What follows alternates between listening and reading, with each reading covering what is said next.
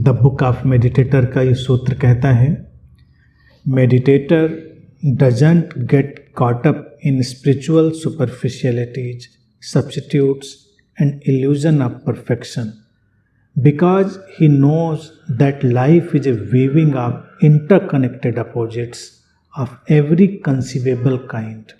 अर्थात सूत्र कहता है कि ध्यानी जो आध्यात्मिक सतहीपन है उसमें नहीं उलझता, ना उन विकल्पों में, ना पूर्णता के भ्रम में उलझता है। वो इसलिए नहीं उलझता है क्योंकि वो जानता है कि जीवन अपने से विपरीत का एक जोड़ है, एक बुनावट है, और जोड़ भी ऐसा जितना भी विपरीत हम सोच सकते हैं, समझ सकते हैं, वो महत्वपूर्ण बात है।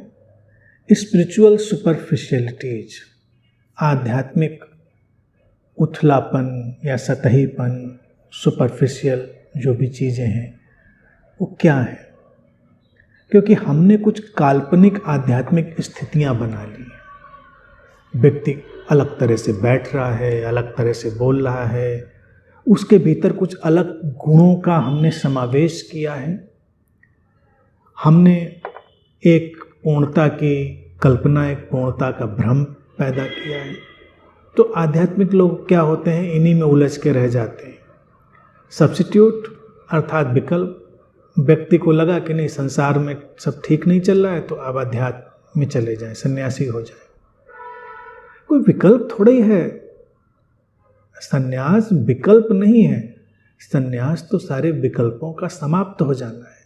सन्यास जब घटता है, अध्यात्म घटता है, तो विकल्पों से परे चला गया है व्यक्ति, यानी कि जीवन की परिपूर्णता में प्रवेश कर गया है।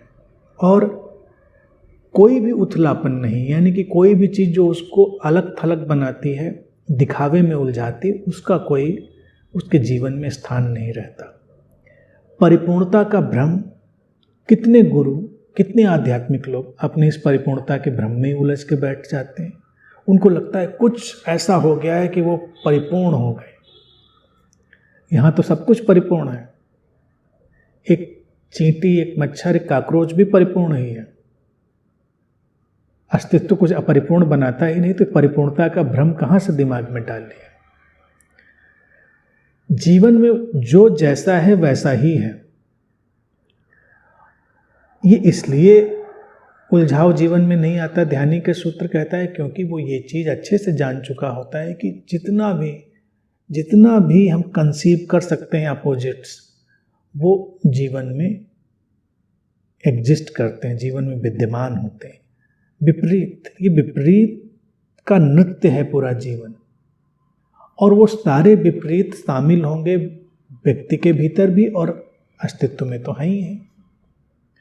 तो अब ऐसा तो कभी भी नहीं होगा कि उस विपरीतता का संतुलन नहीं बनेगा, हमेशा बनेगा, जो भी कोई भी बात उठाकर देखेंगे। इसीलिए हर व्यक्ति अपने आप में बिल्कुल परिपूर्ण है, जैसा है वैसा है। ध्यान की अगर उपलब्धि, आध्यात्म की उपलब्धि की बात करी जाए तो हमेशा मैंने इसको कहा है, वो क्या है उपलब्धि? वो यही है कि व्यक्ति का पूरी तरह साधारण हो जाना। अब पूरी तरह जब उसमें जोड़ दिया जाता है तो व्यक्ति पूरी तरह के पीछे पड़ जाता है। उसको लगता है कि अभी मैं उतना साधारण नहीं हूँ, अभी पूरी तरह होना है, क्योंकि पूरी तरह कोई अचीवमेंट तो है नहीं। पूरी तरह साधारण का मतलब समझ लिया बात को कि ऐसा ही है और उसका स्वीकार कर लिया, तो कोई दिखावा, कोई उथलापन नहीं आया और कोई भ्रम हमारे भीतर नहीं आया। हमारे होने का पूरा स्वीकार ही तो एक परिपूर्णता है। और जीवन की किसी भी दृष्टि, किसी भी स्थिति, किसी भी परिस्थिति को अगर हम देखें तो हम उससे उलझते नहीं हैं, इस कारण से क्योंकि हम जानते हैं कि इसने किसी न किसी बात को संतुलन ही दिया होगा। कहीं हिंसा दिखती है तो कहीं अहिंसा के भाव को संतुलन दे रही होती है, कहीं हमको घृणा दिखती है तो कहीं किसी के भीतर के प्रेम के, करुणा के भाव को संतुलन दे रही होगी। हर चीज, जीवन में ऐसा कोई भी घटनाक्रम, कोई भी भाव नहीं है जिसने दूसरे भाव को संभाला नहीं। ये बुनावट है, ये वीविंग है। जैसे कपड़ा बुन दिया जाए, ऐसे ही हमारे सारे विपरीतताओं के ताने बाने से ये जीवन का अस्तित्व का कपड़ा बुना गया है। तो इस बात को जब जान लिया तो कोई उलझन नहीं, कोई बेचैनी नहीं, कोई द्वंद्व नहीं, कोई पलायन नहीं, और ना कोई अहंकार, ना कोई अपराध बोध। कुछ उलझने का विषय ही नहीं रह जाता। क्योंकि अगर ध्यानी के भीतर भी कोई भी भाव घटा, परिस्थिति बनी, कोई भी उसके अंदर उथल पुथल हुई, तो वो जानता है कि ये किसी न किसी बात को संभालने या संतुलन देने के लिए ही हुई होगी। और ध्यानी का अर्थ ये नहीं है कि वो कुछ विशेष ढंग का दिखावा करेगा, विशेष ढंग से अपना प्रदर्शन करेगा। ध्यानी का होना ऐसे ही होगा जैसे पूरी तरह साधारणता में कुछ स्थित हो गया हो। हम प्रकृति में जब निकलते हैं, क्यों इतने सुंदर लगते हैं फूल, क्यों इतने सुंदर लगते हैं ये वृक्ष? क्योंकि वो बस वैसे ही हो गए हैं। कोई वो सुपरफिशियलिटी, उथलापन अपने अंदर लेकर नहीं खड़े हैं। इसीलिए घास का छोटा तिनका भी उतना ही सुंदर, दिव्य, दैदीप्यमान लगता है। व्यक्ति बुझ जाता है, बोझिल हो जाता है, क्योंकि वो हमेशा तुलना में लगा है, कुछ दिखावे में, किसी न किसी भ्रम का शिकार है।